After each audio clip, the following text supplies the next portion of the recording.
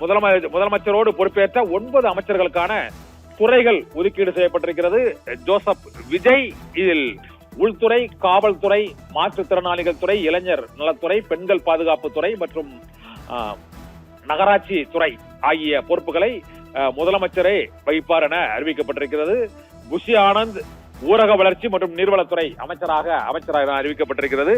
Doctor KG Arunraj பள்ளி கல்வித்துறை, சுகாதாரத்துறை அமைச்சராக, மக்கள் நல்வாழ்வுத்துறை அமைச்சராக டாக்டர் KG அருண்ராஜ் பொறுப்பேற்கிறார். KA செங்கோட்டையன் நிதித்துறை அமைச்சராகிறார். வெங்கட்ரமணன் உணவு மற்றும் நுகர்பொருள் வாணிபத்துறை அமைச்சராகிறார். CTR நிர்மல்குமார் அவர் மின்சாரத்துறை அமைச்சராக பொறுப்பேற்கிறார். மின்சாரத்துறை மற்றும் சட்டத்துறை அமைச்சராக அவர் பொறுப்பேற்கிறார். இப்போது சபாநாயகர் JCT பிரபாகரன் செய்தியாளர்கள் செய்து வருகிறார். அந்த காட்சியை பார்க்கலாம். சாலையில் அமைந்திருக்கிற இந்த சிறிய சந்துதான். ஆனால் அதில் குடியிருக்கிற ஏராளமான குடும்பங்கள் 4 தலைமுறையாக 5 தலைமுறையாக குடியிருக்கிறார்கள். நான் வேட்பாளராக வந்தபோது சொன்னார்கள் எத்தனையோ MLA வந்தார்கள், எத்தனையோ MP வந்தார்கள், ஓட்டு கேட்டால் ஒருவரும் வந்து எங்களை திரும்பி பார்க்கவில்லை என்று சொன்னார்கள். நான் வாக்குறுதி கொடுத்தேன். வெற்றி பெற்ற பிறகு நான் வருகிற முதலிடமாக இந்த இடம் இருக்கும், நான் வந்து பார்ப்பேன் என்று சொன்னேன். அந்த வாக்குறுதியை நிறைவேற்றுகிற விதத்தில் இந்த இடத்திற்கு வந்து இங்கு இருக்கிற அவல நிலையை நீங்களும் பார்க்க வேண்டும், அதிகாரிகளும் பார்க்க வேண்டும், இதற்கு தீர்வு காண வேண்டும் என்று சொல்லி இருக்கிறேன். இந்த பகுதி, இந்த சந்திலே குடியிருக்கிற, இந்த குறுக்கு சாலையிலே குடியிருக்கிற, அவை சண்முகம் சாலை ஒட்டி இருக்கிற இந்த பகுதியில் குடியிருக்கிற அந்த மக்களுக்கு நான் கொடுக்கிற உறுதி என்னவென்றால், இன்னும் 1 மாத காலத்திற்குள்ளாக அங்கு இருக்கக்கூடிய கழிவுநீர் அகற்றுகிற அந்த பிரச்சனை முற்றிலுமாக தீர்க்கப்படும். 1 மாத காலத்திற்குள்ளாக தற்காலிக சாலை அமைக்கப்படும்.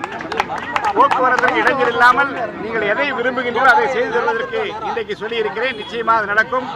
1000 விளக்கு தொகுதியில் 1000 பணிகள் என்கின்ற அந்த தலைப்பில் தான் எல்லா பணிகளையும் செய்ய இருக்கிறோம். 1000 விளக்கு தொகுதியில் 1000 பணிகள். ஏராளமான பிரச்சனைகள் இருக்கிறது.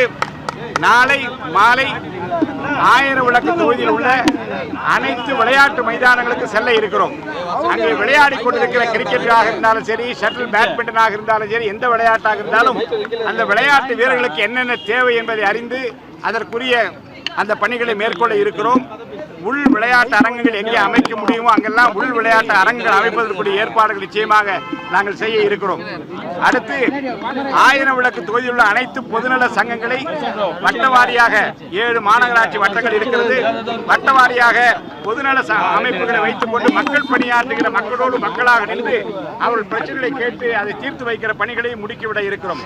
ஆக 1000 விளக்கு பகுதியிலே இறைவனுடைய ஆசையோடு, நம்முடைய முதல்வருடைய ஆசையோடு பணிகளை துவக்கி இருக்கிறோம். உங்களுடைய முழுமையான ஒத்துழைப்பை நான் என்றைக்கும் நாடுகின்றேன். நன்றி, வணக்கம். அமைச்சரவை பட்டியல் முதல் கட்டமாக வெளியே இருக்கு. அடுத்த கட்ட பட்டியல் எப்போது வரும்? அமைச்சரவை இன்னும் முழுமை பெறாம இருக்கு சார். மைக் அளவு கீழே இருக்குது சார். எதை எப்போது செய்ய வேண்டும் என்பதை நன்றாக அறிந்திருக்கிற முதலமைச்சர் கிடைத்திருக்கிறார். ஏற்ற நேரத்தில் ஏற்ற விதமாக அவர் செயல்படுவார்.